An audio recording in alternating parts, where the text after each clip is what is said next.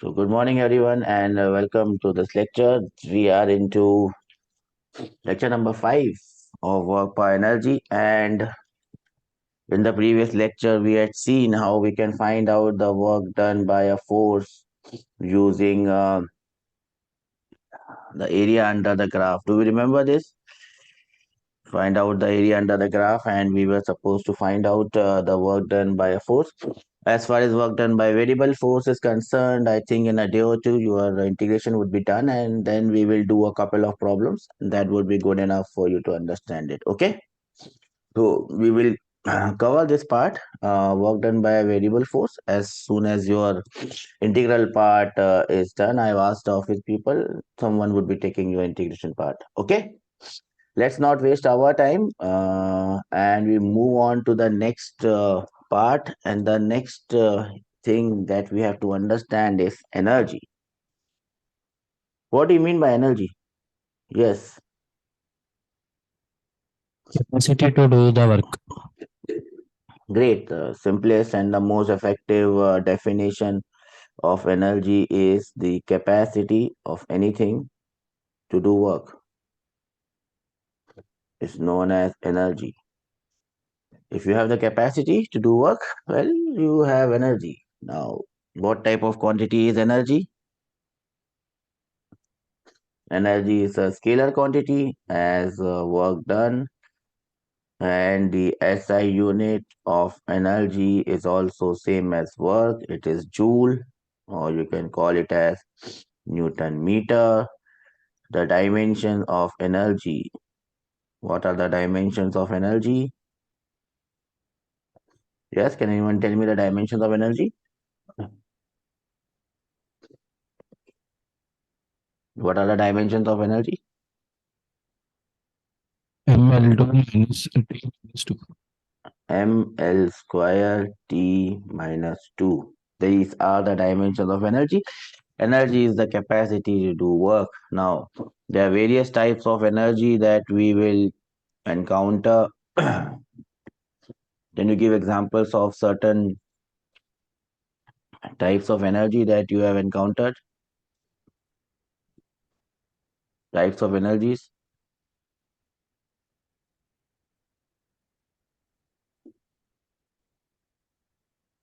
No one?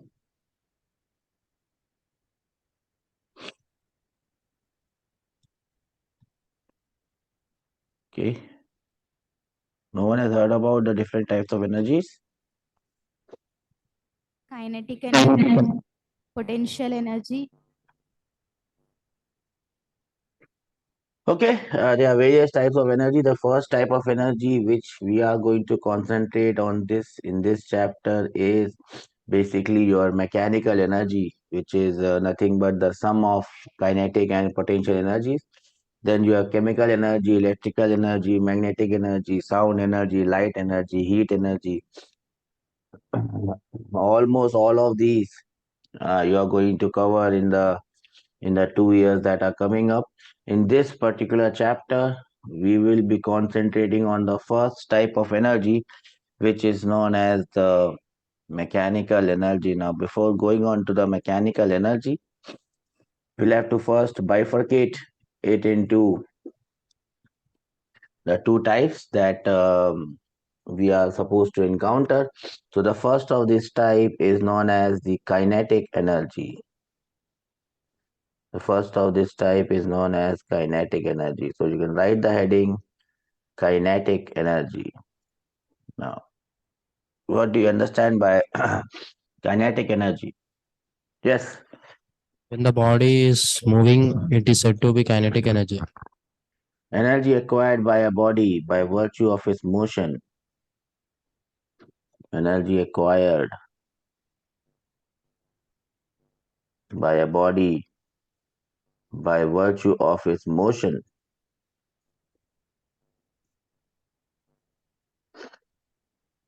is known as kinetic energy. Anything that is moving, a car that is moving, an atom that is moving, water that is flowing, air that is moving, you're hitting something with a hammer, a bullet getting fired from a gun. All these have energy. And why do they have energy? Because they have motion contained in them. So, energy acquired by virtue of motion. We are going to denote this kinetic energy by the letter K. We are going to denote this kinetic energy by the letter K. Now, what is the formula of this K? How do we find out the kinetic energy of a body? We're not going to get into the derivation of that. We'll just take it as the formula. What is the final formula of kinetic energy? Square. Half mv squared. K is standing for kinetic energy. What does m stand for? Mass. M stands for the mass of the body. Correct. What does V stand for? Velocity. Velocity. V stands for velocity, but I will say that here V stands for the speed of the particle, and I will not say velocity. Why will I not say velocity? Because it may happen that the velocity of a particle changes, but the kinetic energy of the particle may not change. Can you think of an example where velocity of a particle changes, but the kinetic energy remains same? Can anyone give me an example where velocity of a particle is changing, but the kinetic energy of the particle is remaining constant?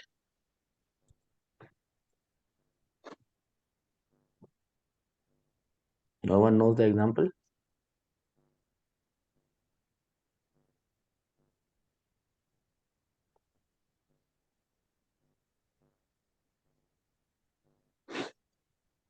No one can think of an example where velocity of a particle is changing, but the kinetic energy is not changing. Okay, it must be a very tough question then. Well, velocity of a particle can change in magnitude or change in direction. If it only changes in magnitude, which is the case of something known as uniform circular motion, I think we have covered this topic of uniform circular motion. I don't know how many of you remember it, but I think we have covered it. Have we covered it, uniform circular motion? Yes or no? Have we covered uniform circular motion? Or am I mistaken? We have covered it? Yes or no? Have Yes. we covered it? Yes, we have covered it. Okay. So, in uniform circular motion, the velocity of the particle changes continuously because it changes its direction. But the magnitude of this velocity, which is speed, the magnitude of this velocity, which is speed, the speed remains same. So here the kinetic energy of the body does not change, even though the velocity of the particle changes. So therefore I do not use the term V for velocity in case of kinetic energy because it will give me a wrong notion. If a question comes, can the kinetic energy of a particle change or remain constant when the velocity changes? You will say no. But the fact is that it can remain constant even if the velocity changes. If the velocity only changes in magnitude, so kinetic energy is not related with the direction of velocity, it is only related with the magnitude of velocity, and therefore I call it as speed. Anyways, that was the example that I had to give you. So kinetic energy is related to the speed of the body and not the velocity of the body. When I say speed, I mean to say that you can only change kinetic energy by changing the speed of the body. The next point that you have to understand about the kinetic energy of a body is kinetic energy depends on the reference frame. Kinetic energy of the body depends on the reference frame because in different reference frame, the velocity of the particle can be different and therefore the kinetic energy of the particle can be different. So kinetic energy of a particle depends on the reference frame. Also remember, kinetic energy of a particle is always positive. It can never be negative because it is V squared. So it is always positive. V is always positive. So kinetic energy is always positive.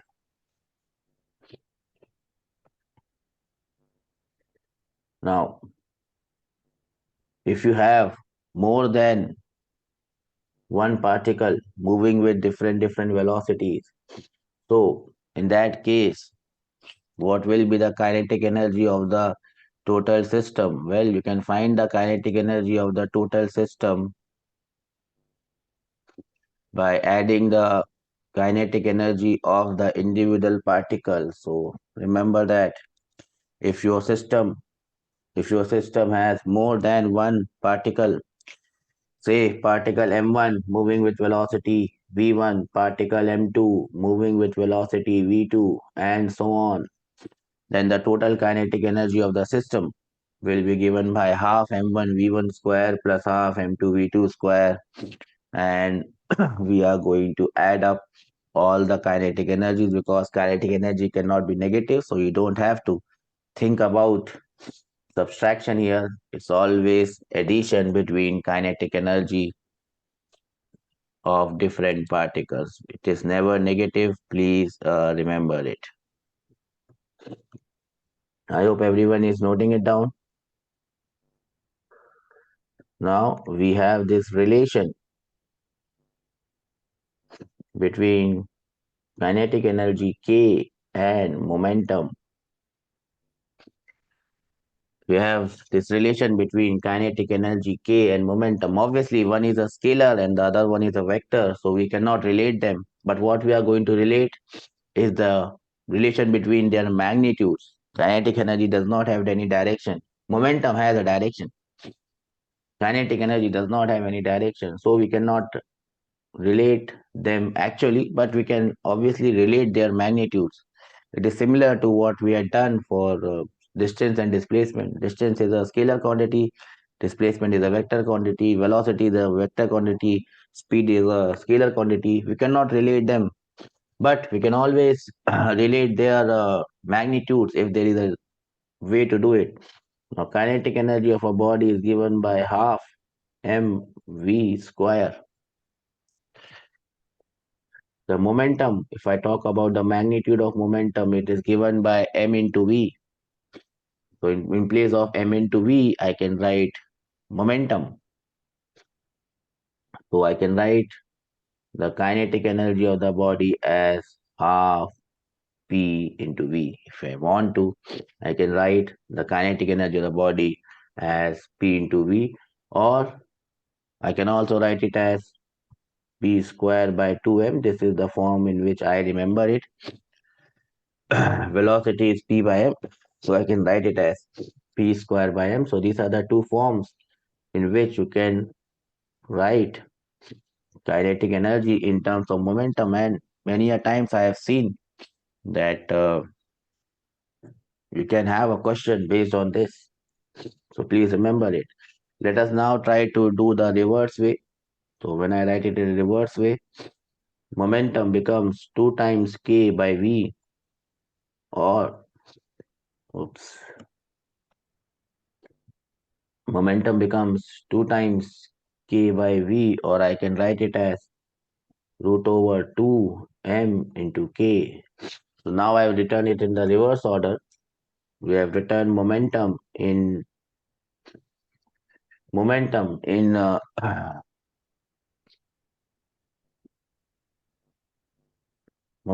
terms of kinetic energy. Both the relations are equivalent. If you just remember any one of these, you should be able to find out the relation between the two. Everyone has noted this down? Okay, great. Now we can look at some graphs, because sometimes they might give you some graphs. So please remember these graphs for kinetic energy. This is a graph between kinetic energy and the momentum, kinetic energy, and velocity of a particle. M, the mass of the particle, is remaining constant. Now I've taken this as velocity, so even for negative velocity, you can draw this graph. By negative velocity, what I mean is the direction of velocity is in the opposite direction. So the graph will look like this. Do we understand this? It's a parabolic graph. If you have to draw a graph between kinetic energy and momentum, again, the graph has to be parabolic in nature. So here I have drawn the same graph, and here it is between P and E and V, kinetic energy. Like if you don't want to write E, you can write K, K and V, K and P. And as you can see, both the graphs are in parabolic nature. I hope you understand this. Yes or no? You understand these two graphs? Okay, then sometimes you may encounter a graph where the momentum of the body is constant. So the third graph, have you noted down the first two graphs? Okay, then the third graph is drawn between kinetic energy and mass. If the momentum of the body is constant, so this is kinetic energy, and mass, momentum of the particle is constant, we will have this kinetic energy inversely proportional to mass, and therefore the graph is like this. We call it a rectangular hyperbola. We call it a rectangular hyperbola. One more graph you can draw if you want to. This is just to make you understand that if a question comes in terms of graph, don't get confused. The last graph you can draw is between root of kinetic energy and momentum, where the mass of the body is constant. So this is going to be a straight line, and it is very easy to understand why it is a straight line. Yes or no? So these are the different types of graph that you can draw. I hope everyone has noted this down. Yes or no? Great. Then let us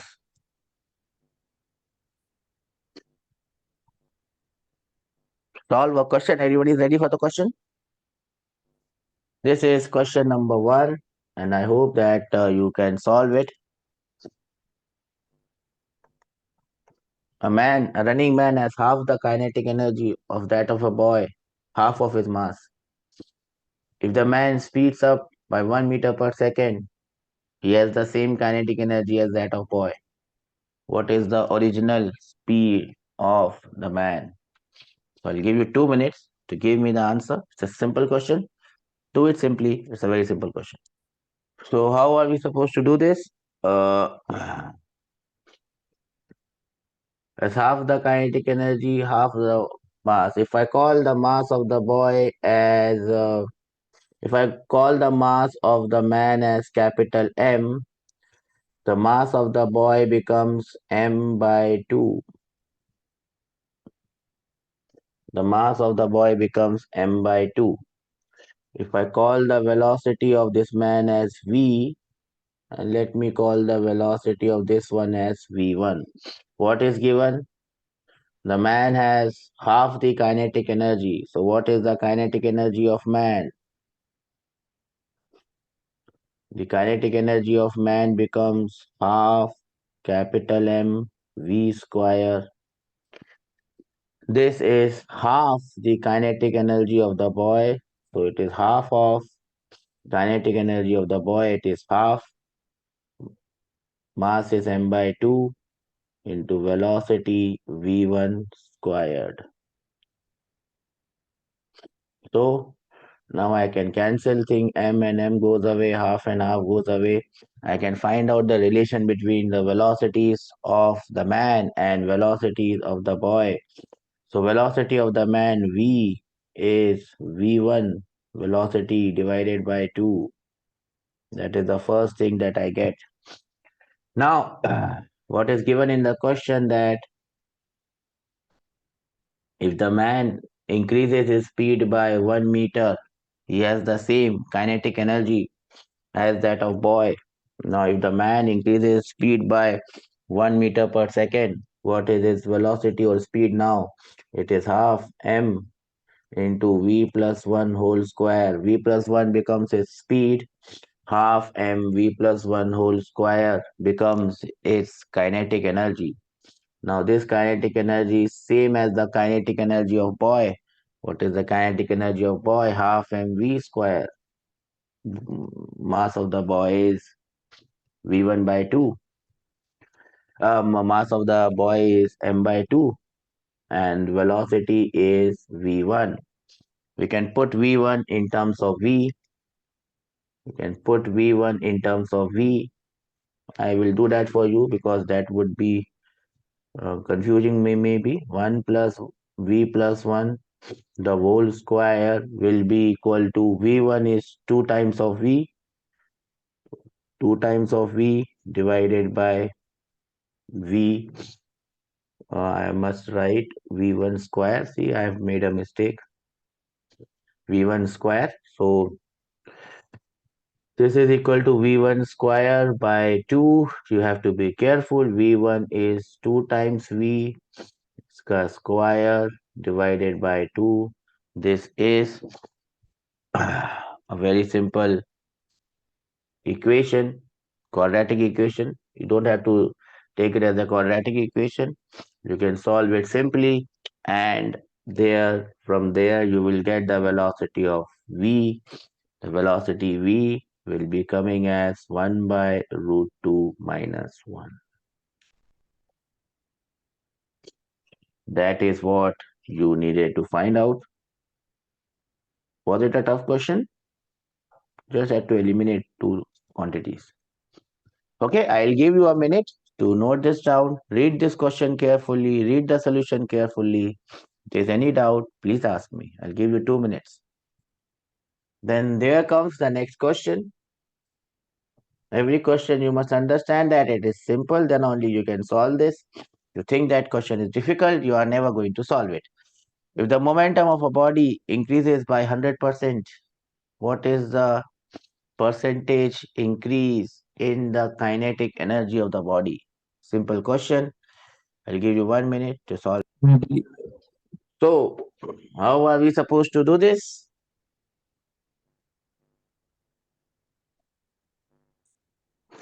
Kinetic energy K is equal to P square by 2m. Here you must understand that the mass is constant.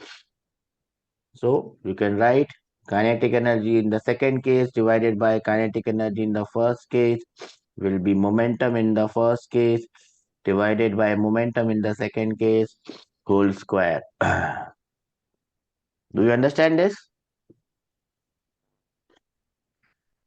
Now momentum in the second case, it has increased by 100%. If the original momentum is P, the new momentum becomes 2 times of P. So the new kinetic energy becomes K1 multiplied by 2 square. So the new kinetic energy becomes 4 times the original kinetic energy. So what is the answer? How much is the percentage increase in the kinetic energy? Initial kinetic energy was K1. Now the kinetic energy is 4 times K1. What is the percentage increase? Anyone?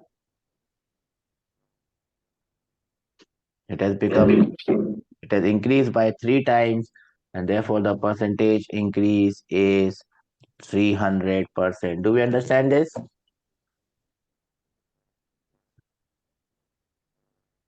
No one understands this? Do we understand this? Yes or no?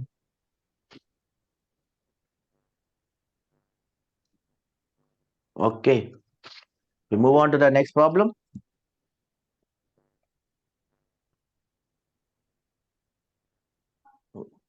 Everyone got this? Everyone has noted this down? Yes? Yeah, beta? Sorry, I'm not able to hear you. You not understood this? Okay. Great. You have not understood this? Okay. The final kinetic energy is 4 times K1. Now this is not physics here, beta. This is common sense here. The kinetic energy has become 4 times.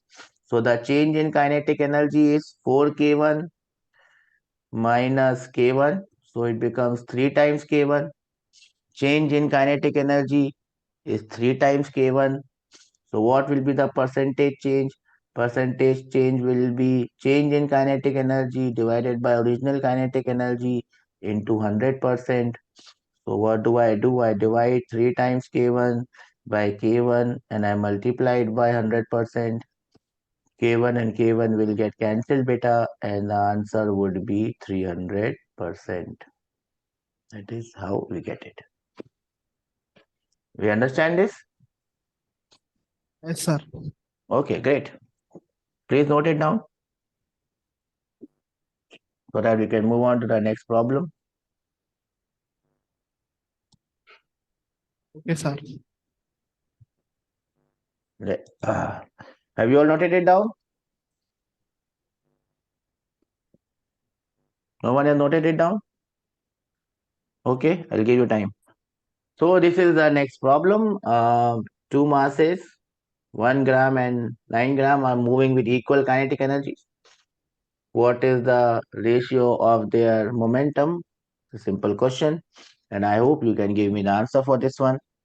I will wait for 2 minutes. Please solve it. So, do we have an answer for this one? Anyone?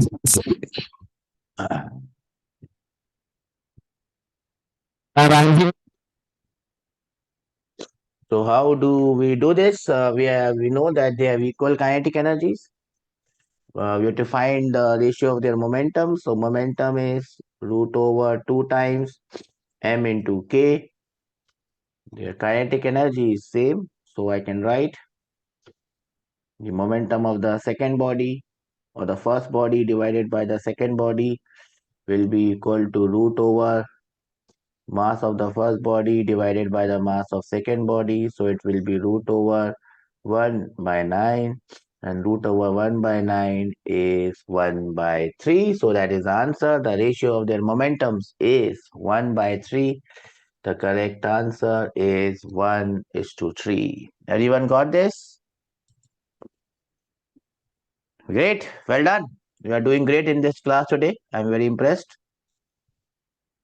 Let us now move on to the next question. Everyone has noted this question down? Great. This is the next one that we are supposed to do. Let's see who can give me the answer for this one. Question number 5 or 6 or whatever you call it. A 300 gram mass has a velocity of 3i plus 4j. What is the kinetic energy? I'll give you 2 minutes to do this. Well done. So we have to find out the kinetic energy of this body. How will you find out the kinetic energy of this body? It is half m into v square. You have to find out the magnitude of velocity, which is speed. How will you find out the magnitude of velocity? It will be under root of 3 square plus 4 square. So that will be 5. How do you know the kinetic energy? So half into mass. Mass is 300 grams. So that is 0.3 kgs multiplied by velocity square 25. 5 square 25. So you can now solve it, I think, and you will land up with the answer 3.75 joules. And that is the answer that we were looking at. Everyone got this answer? Well done. So let us now move on to the next topic. And this is known as the work energy Sir, wait, sir. theorem. The next topic is known as the work energy theorem. You are still noting it down? Okay, let me know once you are done. So we now move on to our next topic, which is known as work energy theorem. I should more likely call it work kinetic energy theorem. And what does this work energy or work kinetic energy theorem states. It is a very simple theorem, and we had seen this also as well. It says that work done by all forces is change in kinetic energy of the body. If there are more than one bodies, well, it's change in kinetic energy of all the bodies. It's as simple as this. If you want to write it in word, you can write it. Work done by all forces is equal to the change in kinetic energy. When I say change in kinetic energy, it is kinetic energy final minus kinetic energy initial. This is the work energy theorem, and let us solve a problem, a couple of problems that will help us understand how we are going to use this work energy theorem.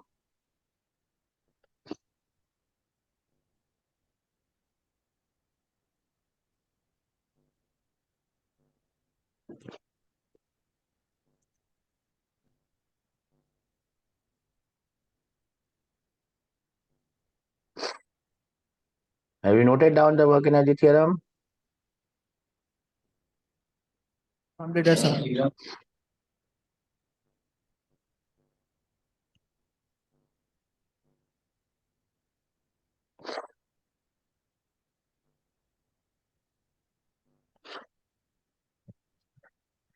So now I have this simple case. I have a 5 kg block and a 10 Newton force is acting on the block. It moves the block by 2 meters. Initially, the block is at rest. You have to find out when it moves 2 meters, what is the velocity of the body. I'll give you 2 minutes to do this. Great. I think that is the correct answer.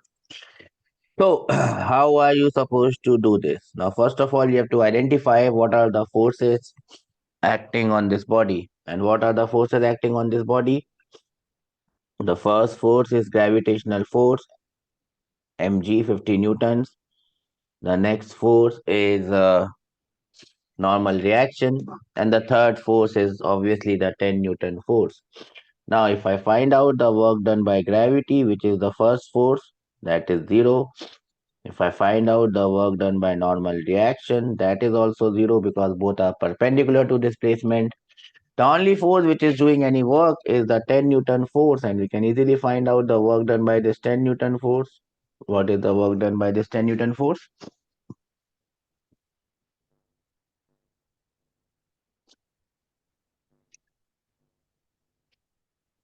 No one knows it? 20, sir. 20 newtons. Now I am going to apply. Let me call this point, initial point as A, and let me call this final point as B. I am going to apply work energy theorem from point A to point B. First, I will write it. Work done by all forces is equal to change in kinetic energy. What is the work done by all forces here? I have calculated the work done by all forces. That is 20 newtons. That should be equal to half into mass into final velocity square minus the initial kinetic energy. Initial kinetic energy is 0. From here, I will get V square is equal to 8 and V will be equal to 2 root 2 meter per second. That is the answer that we are going to get. Do we understand this, everyone? Boys, girls, I don't see raised hands. Okay, great. Now, if I put friction, so let me put friction here.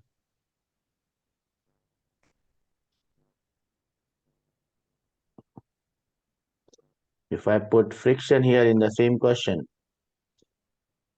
and let us say the value of static friction or kinetic friction is 0.1.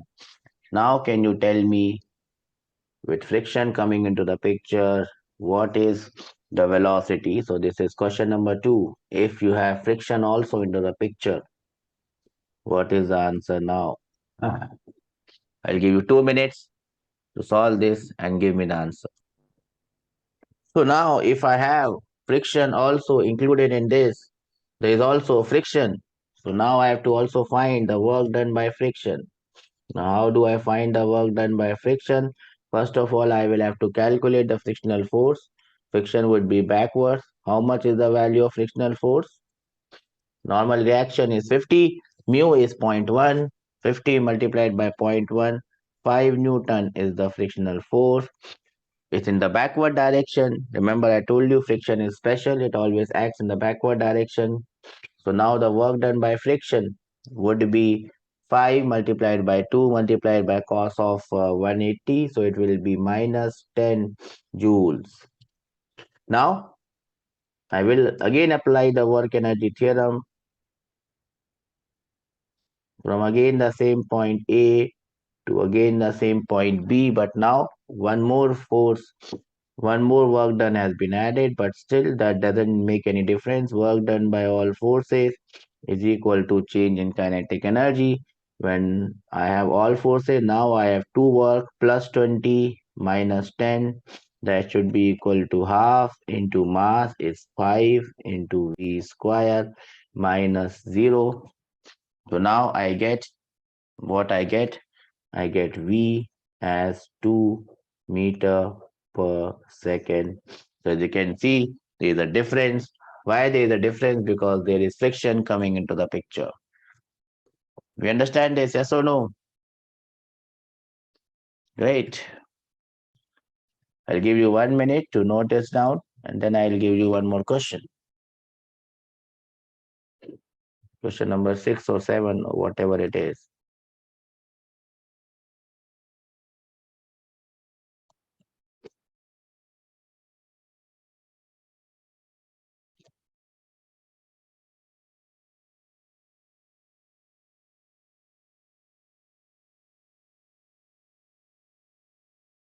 Have you noted it down, beta? Yes, sir. Well done. Then comes this question. It's a very simple question. This might remind you of what we did in the first chapter. But now again, we are going to do this. The tarika, the way is same, but now we are going to do it by some other way. Everything is same. I have a block or body of mass m kept at a height h, and that block is at rest. Now, if I drop it, if I leave it, what will happen? If I call this point as A, it will fall on ground at point B. Now, before falling, it will hit the ground with some velocity v. You have to find out this velocity v with which the body hits the ground. With what velocity the body hits the ground? I'll give you 1 minute to do it. Well done, that is the correct answer. Under root 2gh, how are we going to do this? Well, again, I am going to apply the work energy theorem from point A to point B. Now, sometimes students ask me, how do we know, sir, where we have to apply work energy theorem? The simple concept is whenever someone is asking you the final velocity V, always 99.9% you will have to do the question by work energy theorem or something which is coming in the next class. Now, I'm going to apply work energy theorem. First of all, I will write what is work energy theorem. What is work energy theorem? Work done by all forces is equal to change in kinetic energy. Here, there is only one force which is acting, which is gravity. And the body is moving downward, so the work done by gravity is positive. How much it is? mgh. That must be equal to change in kinetic energy. Final kinetic energy is half mv square. Initial kinetic energy is 0. From here, you can find out the value of V. The value of V is going to be root over 2gh. That's it. That's our answer, and that is work kinetic energy theorem, or in short, WET, work energy theorem. We will keep doing problems on work kinetic energy theorem, 1 or 2 more problems in the next class, and then we will move on to the next part, and hopefully we will be able to cover the topic in coming 2 or 3 classes. So I'll see you in the next class with more problems on this. Take care and have a nice day. If there's anything that you have not understood better, please ask, because if you don't understand it, it will become difficult later on. Okay, God bless all of you. Bye bye. Thank you, sir. Yes, sir.